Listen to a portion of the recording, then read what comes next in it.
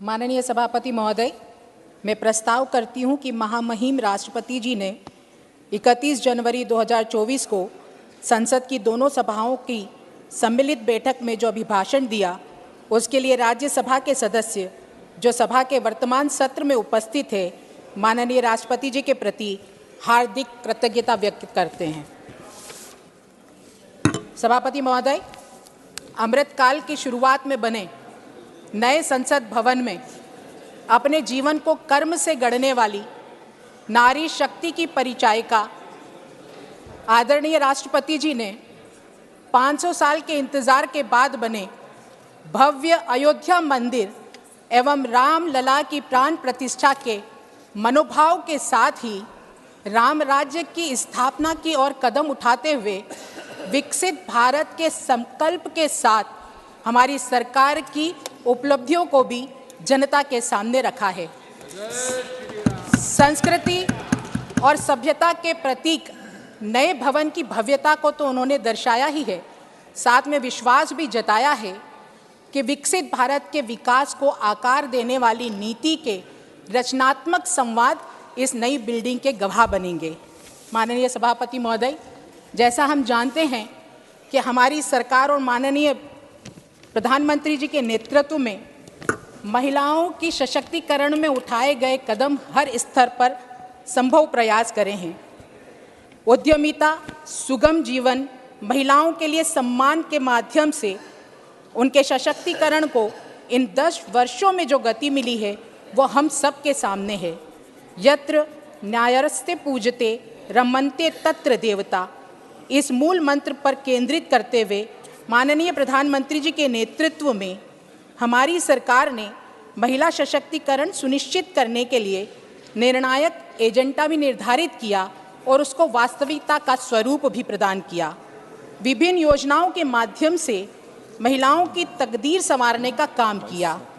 फिर वह प्रधानमंत्री मातृ वंदना योजना से 3 करोड़ से अधिक बहनों के पोषण का चिंता का विषय हो या फिर बहनों के सम्मान से जुड़ा 11 करोड़ से अधिक शौचालय निर्माण कर बुनियादी जरूरत को पूरा करने का प्रण हो।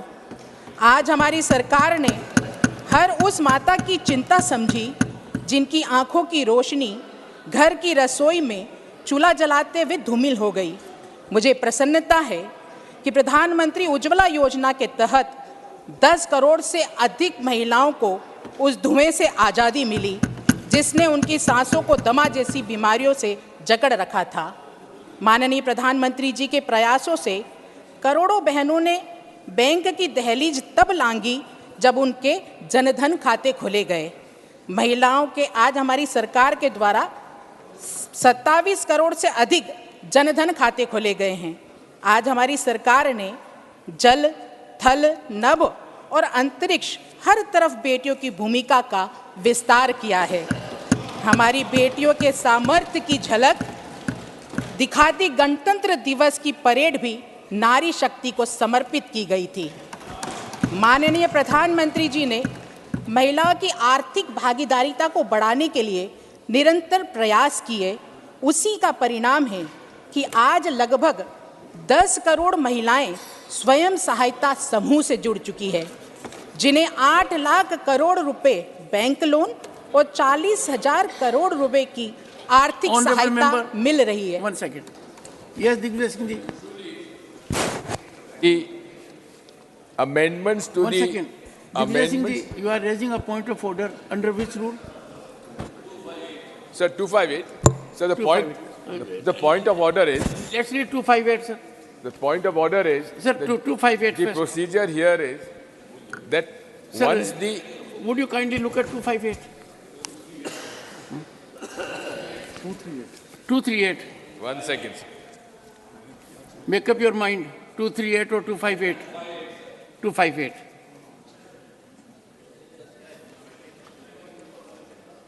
Sir, you will have to decide under which rule you are raising it. Sir, the point is of procedure when the amendment is to be moved. No, sir. Sir, usually, Sir, under which rule? So that I may also have the benefit of it. sir, 258 Any member may at any time submit a point of order for the decision of the chairman, but in doing so shall confine himself to the stating a point. 258. Sir, 258 doesn't, I have given no decision. I'll read it. 258 says, points of order and decisions thereon. Yes. Any member may, At at any any time. time, submit a point of order for the decision of the chairman, Yes. but in doing so, shall confine himself to stating the point. Yes. Very let- sweeping, let- sir. So the point is simple. The amendments are moved after the mover has moved the motion and seconded by the seconder, and then the amendments. After that, the speech will start. That is the procedure, sir. That has been a procedure, sir. Can Sir? you indicate this procedure in the rules? Sir, procedure, sir, rules are, sir, Can you- rules. can you? Sir, it is not, it is the procedure. This has been done over the precedences. So this is for the first time, she has started the speech without the amendment being moved. Digvijay Singh, the many things are happening for the first time. Yes, We under should your, release under them. your chairmanship, sir, lot Honorable of member. members of parliament have been thrown without any reason. Sir, please don't sort Nothing of will overdo go on it. record, Digvijay Singh. Sir, I am very mindful of history, and that is why I seek everybody's assistance.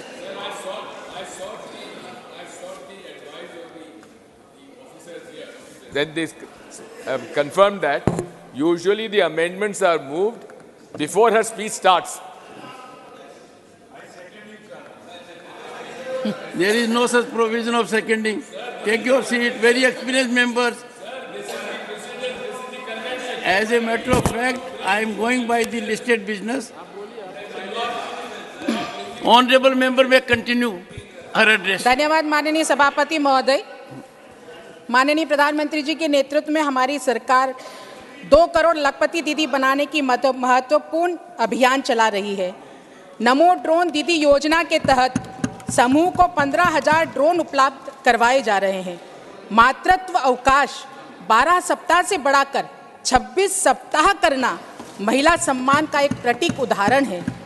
सशस्त्र बलों में महिलाओं को पहली बार permanent commission देने का निर्णय हो या सैनिक स्कूलों और राष्ट्रीय रक्षा अकादमी में महिला कैडेट्स को पहली बार प्रवेश देने की बात हो, हमारी सरकार द्वारा दिए गए अवसर आज हमारी बहनों के विकास और सम्मान के रास्ते खोल रही है। आज महिलाएं फाइटर पायलट भी है और नौसेना के जहाज को भी कमांड कर रही है। चंद्रयान 3 की सफलता में भी भूमिका निभा रही है और कोविड जैसे संकट के समय अपने धैर्य और मनोबल को ऊंचा करते हुए वैक्सीन निर्माण में भी सहभागी बनी है। हमारी सरकार की मुद्रा के तहत करीब 31 करोड़ से ज़्यादा लोन महिलाओं को मिले हैं, जिससे स्वरोजगार शुरू कर बहनें आर्थिक सशक्त बनी है। पहली बार ये देखने में आया है कि भारत के लिंग अनुपात 1000 पुरुषों पर 1020 महिलाएं तक सुधार आज हम देख रहे हैं। माननीय महोदय, ट्रिपल तलाक को गैर कानूनी बनाकर एक तरफ बहनों के सम्मान की रक्षा करने से लेकर इतिहास को बदलते हुए राजनीति के साथ सामाजिक और आर्थिक सशक्तिकरण का मार्ग प्रशस्त करता हुआ नारी शक्ति वंदन अधिनियम के सफर तक पीएम आवास योजना के तहत महिलाओं को मालिकाना हक देते हुए 70% से अधिक घर देने के साथ ही नाबालिगों से बलात्कार के लिए मृत्यु दंड और न्यूनतम सजा को बढ़ाकर 20 साल करने तक ये माननीय प्रधानमंत्री जी के वो संकल्प थे जिनके द्वारा नारी के अधिकारों में वृद्धि कर उनके सम्मान की रक्षा करने का काम हमारी सरकार ने किया है। आज जिस प्रदेश से मैं आती हूँ, मध्य प्रदेश, जहाँ माँ नर्मदा और माँ शारदा का आशीर्वाद पग पग पर मिलता है, उस प्रदेश में बेटियों के जन्म से लेकर उनकी शिक्षा, उनके विवाह और उनको आत्मनिर्भर बनाने तक की सभी योजनाओं के साथ केंद्र की योजना का लाभ लेकर महिला क्रांति का सामाजिक प्रभाव आज हमें देखने को मिल रहा है। घर घर आंगन, आंगन देखो खुशहाली आई है, सबका मान बढ़ाने घर में बेटी आई है। यह सुअवसर मिला है क्योंकि आज बेटियों का जन्म उत्सव बना है। हमारी सरकार ने बहन बेटियों के जीवन चक्र से जुड़ी हर समस्या पर ध्यान देकर उसका समाधान किया है। महिला शक्ति के साथ ही युवा शक्ति, किसान, गरीब, इन 4 स्तंभों पर सशक्त करने के लिए हमारी सरकार निरंतर काम कर रही है। माननीय प्रधानमंत्री जी के एक भारत श्रेष्ठ भारत और विकसित भारत के दृष्टिकोण को साकार करने के लिए दृढ़ संकल्पित हमारी सरकार है। राष्ट्र के विकास के उद्देश्य से अनेकों योजनाएं और नीतियों के माध्यम से हमारी सरकार विकास रथ पर आगे बढ़ रही है। सफल चंद्रयान मिशन से लेकर हाल ही में G20 शिखर सम्मेलन की मेजबानी ने देश के सम्मान को बढ़ाया है। माननीय महोदय, राष्ट्रपति महोदया ने उपलब्धियों के बारे में बताते हुए कहा है कि बीते 10 वर्ष की साधना का ये विस्तार है। जम्मू कश्मीर से आर्टिकल 370 हटाने को लेकर जो संशयाएं थी वो आज इतिहास बन चुकी है। धारा 370 हटने के बाद जम्मू कश्मीर में आतंकी हमलों में भी बहुत कमी आई है। शरणार्थियों को नागरिकता देने के लिए नए कानून बनाए गए हैं। सरकार ने वन रैंक वन पेंशन को भी लागू किया है, जिसका इंतजार काफ़ी समय से था। देश सही दिशा में सही निर्णय लेते हुए आगे बढ़ रहा है। भारत सबसे तेज गति से विकसित होती बड़ी अर्थव्यवस्था बन गया है। आज टॉप 5 इकोनॉमी में हमारा भारत पहुंच चुका है। हमें गर्व होना चाहिए कि भारत चंद्रमा के दक्षिण ध्रुव पर झंडा फहराने वाला पहला देश बना। साथ ही सफलता के साथ आदित्य मिशन को भी लॉन्च किया। दिल्ली मुंबई एक्सप्रेस के साथ भारत के सबसे लंबे समुद्री अटल सेतु के रूप में विकास के नए आयाम स्थापित किए। भारत को अपनी पहली नमो ट्रेन, पहली अमृत भारत ट्रेन मिली। मिशन मोड में लाखों युवाओं को सरकारी नौकरी दी गई। भारत का निर्यात $450 बिलियन से बढ़कर $775 बिलियन से अधिक हो गया है। पहले की तुलना में FDI दुगना हुआ है। खादी ग्रामोद्योग के उत्पादनों की बिक्री में 4 गुना बढ़ोतरी हुई है। स्टार्टअप बढ़कर 1 लाख से अधिक हो गए हैं। GST देने वालों की संख्या बढ़कर 1,40,00,000 हो गई है। 2023-2024 में 12 लाख इलेक्ट्रिक वाहन बिके हैं, जो एक नई क्रांति का आह्वान है। मेक इन इंडिया और आत्मनिर्भर भारत अभियान हमारी ताकत बन चुके हैं। भारत आज दुनिया का दूसरा सबसे बड़ा मोबाइल फ़ोन निर्यात देश बन चुका है। हम बचपन से सुनते आ रहे थे गरीबी हटाओ के नारे, लेकिन आज हमारी सरकार के 1 दशक के कार्यकाल में बड़े पैमाने पर 25 करोड़ देशवासी गरीबी से बाहर निकले हैं। डिजिटल ट्रांजैक्शन में हमारा देश आगे निकला है। आज दुनिया के कुल रियल टाइम डिजिटल लेन देन का 46% भारत में होता है। आज गाँव में 4 लाख किलोमीटर नई सड़कों का निर्माण हो या नेशनल हाईवे की बात हो, एयरपोर्ट की संख्या 2 गुना बढ़ाने के साथ ही 10,000 किलोमीटर गैस पाइपलाइन बिछाना हो, आज हमारा देश तेजी से विकास के पथ पर आगे बढ़ रहा है। 5 शहरों तक सीमित मेट्रो की सुविधा आज 20 शहरों में है। 25,000 किलोमीटर से ज़्यादा रेलवे ट्रैक बिछाए गए हैं। आज 39 से ज़्यादा रूट्स पर वंदे भारत ट्रेन चल रही है। यह विकसित भारत के संकल्प की यात्रा का विकास रूपी प्रतिबिंब है। सभापति महोदय, मैं अन्य पिछड़ा वर्ग के कल्याण के लिए हमारी सरकार की प्रतिबद्धता को उजागर करने के लिए माननीय राष्ट्रपति जी की सराहना करती हूँ। मुझे बताते हुए बहुत गर्व हो रहा है कि हमारे माननीय प्रधानमंत्री जी ने ओबीसी समुदाय के कल्याण को आगे बढ़ाने के लिए कई पहल किए हैं। उनके नेतृत्व में ओबीसी आयोग को संवैधानिक दर्जा दिया गया है। उससे सामाजिक और शैक्षणिक रूप से पिछड़े वर्गों के अधिकारों की रक्षा करने की शक्तियाँ मिलती है। यह मुझे उपलब्धि की भावना से भर देता है जब मैं ये उल्लेख करती हूँ कि हमारे प्रधानमंत्री जी जो स्वयं ओबीसी श्रेणी से है, उनके मंत्रिमंडल में कई मंत्री ओबीसी है, साथ ही मेरे प्रदेश के मुख्यमंत्री भी ओबीसी श्रेणी से आते हैं। ऐसे कई निर्णय यह प्रदर्शित करते हैं कि हमारी सरकार ओबीसी हितैषी है और उसकी कथनी और करनी में कोई अंतर नहीं है। महोदया, भव्य अयोध्या मंदिर और श्री रामलला की प्राण प्रतिष्ठा हमारे गौरव का प्रतीक है। यह ऐतिहासिक पल एक प्रकाश पुंज है जो हमें एकता, नैतिक मूल्यों और हमारे महान राष्ट्र की भावना से मेल खाने वाले सिद्धांतों की ओर मार्गदर्शित करते हैं।